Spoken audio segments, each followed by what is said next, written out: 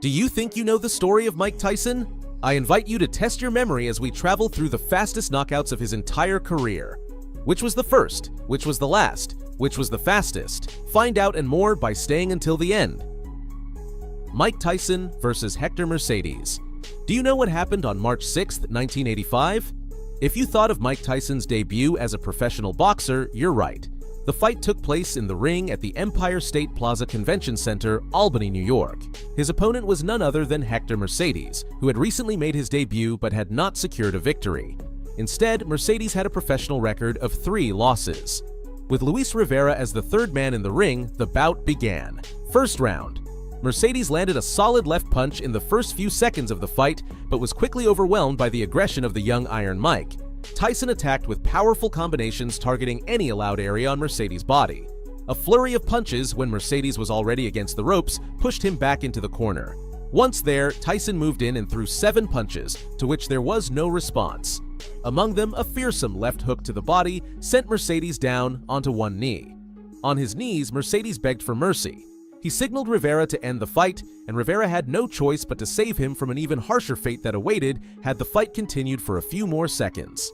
This bout became Mercedes' second knockout loss in his professional career. At 1 minute and 47 seconds of the first round, Mike Tyson recorded his first professional victory.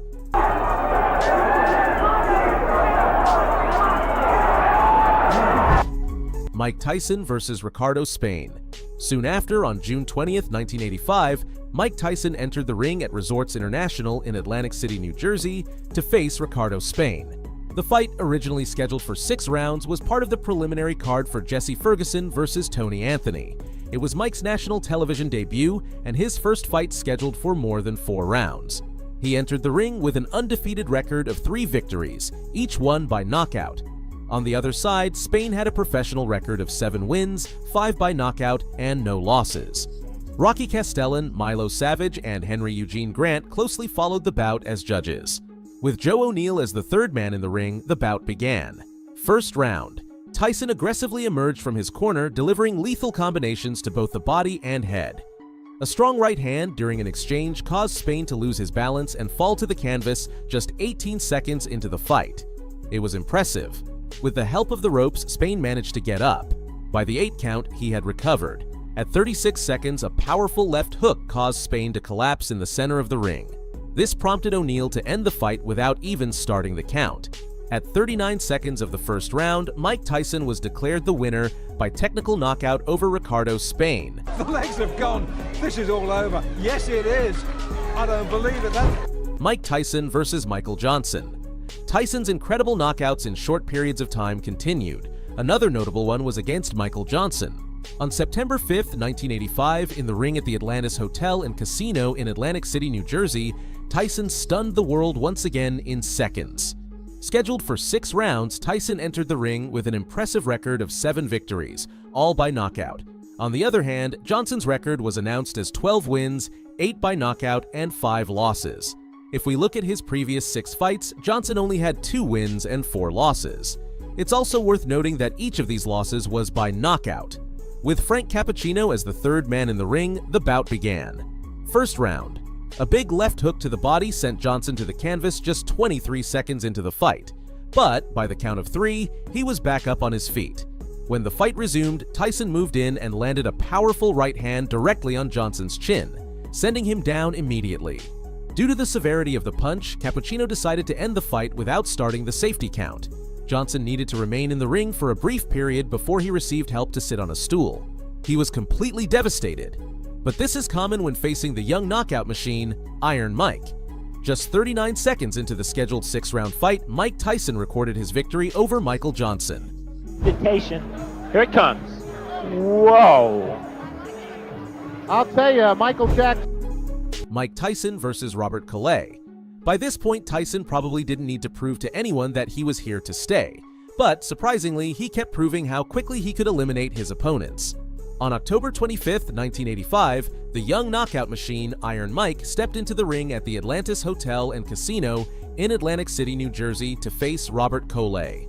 Mike reached a new milestone with this bout, as it would be his first fight scheduled for 8 rounds. Entering the ring, Tyson had an undefeated professional record of 9 victories, once again all by knockout. Cole's record was listed as 14 wins, 8 by knockout, 5 losses, and 1 draw.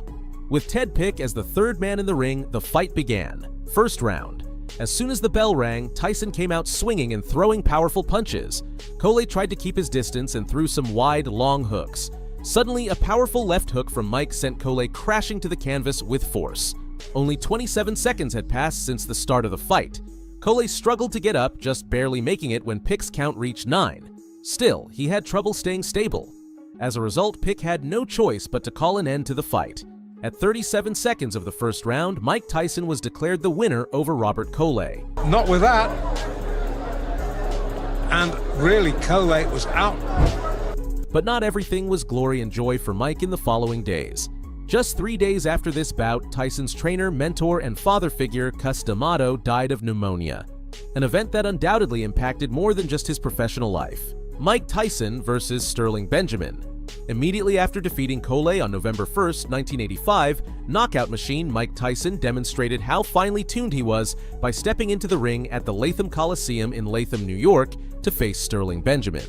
Tyson had reached the incredible milestone of 10 knockout victories with no losses and was aiming for more. With Sid Rubenstein as the third man in the ring, the fight began. First round. At the start, Benjamin circled the ring and threw a powerful jab. It was a lethal left hook that knocked Benjamin down just 24 seconds into the fight. However, by the time Rubenstein's count reached 8, he was back on his feet. Once the fight resumed, Tyson moved in and launched a flurry of punches, with Benjamin having no choice but to remain cornered against the ropes. A couple of right hooks to the body, followed by a left hook to the body, led to Benjamin being knocked down for the second time in the contest. This time, before the safety count was even completed, Rubenstein called an end to the fight.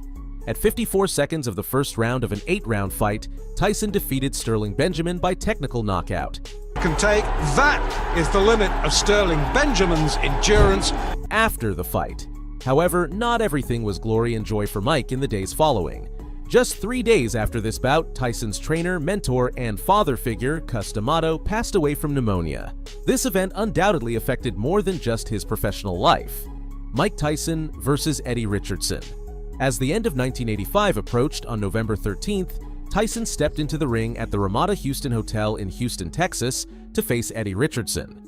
At that time, Richardson was the Southern boxing champion. His announced record was 12 wins, 8 by knockout, and 2 losses. On the other side, Tyson's 11 knockout victories with no losses contrasted sharply. From the announcement, everyone was on edge. It would be Tyson's first fight without Cus D'Amato, who had passed away 9 days earlier from pneumonia. With Barry Yates as the third man in the ring, the bout began. First round. Tyson opened the fight spectacularly. The young knockout machine landed a cross right hand that sent Richardson to the canvas just 8 seconds into the fight. Stubbornly, Richardson was up by the count of 7. After resuming the fight, Tyson chased Richardson around the ring, landing powerful punches to the head without mercy. Richardson spun around and occasionally threw a jab, but mostly Tyson succeeded in avoiding his punches. A left hand blocked Richardson's knees at 1 minute and 5 seconds, sending him straight to the canvas for the second time. Richardson fell on his back and remained on the ground, making little effort to get up. After Yates completed the safety count, he helped Richardson to his feet. After the fight, Richardson was asked if he had ever been hit as hard as he was against Iron Mike. His response was yes, about a year ago. Richardson recalled the time he was hit by a truck. This was Tyson's 6th consecutive knockout in the first round. Mike Tyson versus Sammy Scaff. 1985 was coming to a close, and Tyson knew he had no choice but to end it with a bang. On December 6th, he stepped into the ring at the Felt Forum in New York to face Sammy Scaff. Scaff was announced with a professional record of 13 wins, 11 of them by knockout, and 6 losses. At that point, Tyson's professional record had risen to 13 knockout victories, remaining undefeated. Scaff entered the ring after losing his previous 2 fights by knockout, one against Proud Kilimanjaro and the other against Tim Witherspoon. With Freddie Ucci as the third man in the ring, the bout began. First round. Just 17 seconds into the first round, Tyson landed a devastating left hook that drove Scaff back into the ropes. As a result, Scaff's nose began to bleed uncontrollably.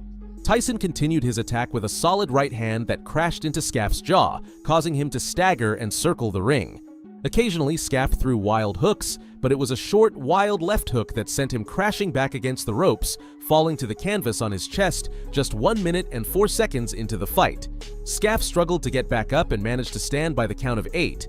However, Uchi noticed he was seriously hurt and stopped the fight to prevent further damage.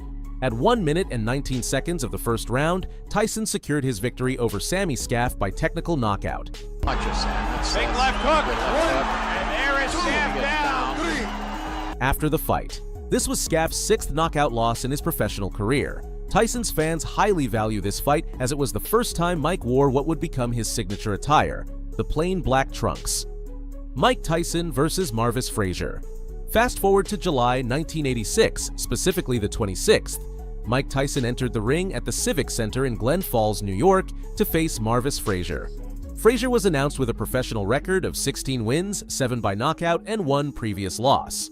In the opposite corner, Tyson's undefeated professional record of 24 wins, with 22 by knockout, seemed to tip the scales in his favor. Tyson entered the ring as the number 2 heavyweight contender according to the World Boxing Council, while Frazier was ranked number 9 by the same organization. With the legendary Joe Cortez as the 3rd man in the ring, the fight commenced. First round. After the bell rang, the fighters met in the center of the ring. Tyson quickly stunned Frazier with one of the most powerful right hands he had ever received in his professional career. Then, the young knockout machine, Iron Mike, forced Frazier into the corner, where he hit him with a relentless uppercut that sent him crashing to the canvas. After this terrifying scene, Joe Cortez, who had started the safety count out of formality, counted to 5 before calling an end to the fight. Just 30 seconds into the first round, Mike Tyson knocked out Marvis Frazier. He hurt at this point. Uppercut again, and there Marvis is out on his feet. Everything after this is just... After the fight. This fight marked Frazier's 2nd knockout loss in his professional career. His first came when he fought Larry Holmes, who had an undefeated record of 44 wins at the time, also losing in the first round. After this fight, rumors of a matchup between Tyson and Holmes heated up, but it would be years before they finally faced each other in the ring. Mike Tyson versus Clifford Etienne. We've reached the final fight in our collection. Just like Tyson in 1985, we aim to end on a high note. Let's jump to the new millennium. On February 22, 2003, Iron Mike, now a legendary figure, faced Clifford Etienne in the ring at the Pyramid in Memphis, Tennessee. In his previous fight on June 8, 2002, Mike had faced the world heavyweight champion of the WBC and IBF, Lennox Lewis, which turned out to be his last title bout. Tyson was thoroughly beaten by Lewis, who won on all the judges' scorecards from the 2nd round before knocking Tyson out in the 8th round.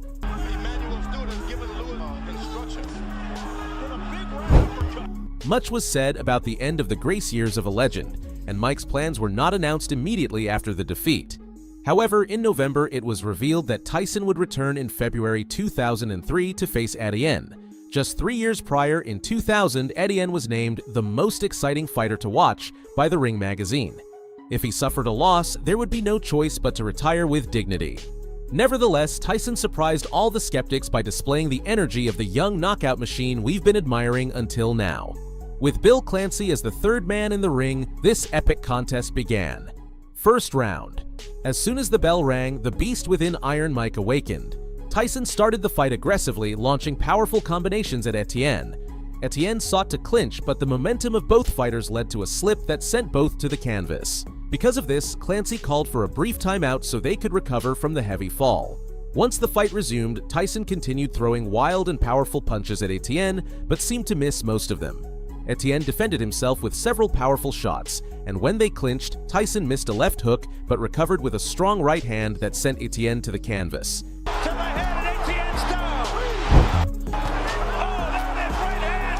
This time, he was completely alone. Lying on his back, Etienne made no attempt to return to the fight. Once Clancy completed the safety count, Tyson was declared the winner by knockout at 49 seconds of the first round. This victory would become the 50th and final win in Iron Mike's professional career. If you've made it this far, I thank you. Remember, there's no better way to support my content than by leaving a like on the video. Wait a moment, you didn't think I'd leave you with half the information. The fastest knockout in Mike Tyson's professional career occurred on July 26, 1986, when he defeated Marvis Frazier by knockout in the first round in just 30 seconds. Did you guess correctly? Which of these rapid knockouts by Iron Mike is your favorite? Let me read your thoughts in the comments box.